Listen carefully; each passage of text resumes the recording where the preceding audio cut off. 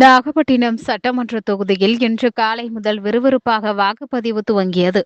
நாகை மாவட்டம் நாகூரில் உள்ள நகராட்சி இஸ்லாமிய நடுநிலைப் பள்ளியில் அதிகாலை முதலே வாக்காளர்கள் நீண்ட வரிசையில் காத்திருந்தனர். அதனைத் தொடர்ந்து முகவர்கள் முன்னிலையில் வாக்குப்பதிவு இயந்திரம் சீல் வைக்கப்பட்டது. பின்னர் வரிசையில் காத்திருந்த சிறுபான்மையினர் நல ஆணைய உறுப்பினர் நாகூர் நஜிமுதீன் உள்ளிட்ட ஏராளமான இஸ்லாமியர்கள் நீண்ட வரிசையில் காத்திருந்து வாக்களித்தனர். இதேபோல் நகராட்சி பள்ளிக்கு வந்த ஏராளமான இஸ்லாமிய பெண்கள் ஆர்வத்துடன் தங்களது வாக்குகளை வாக்குப்பெட்டியில் பதிவு செய்தனர்.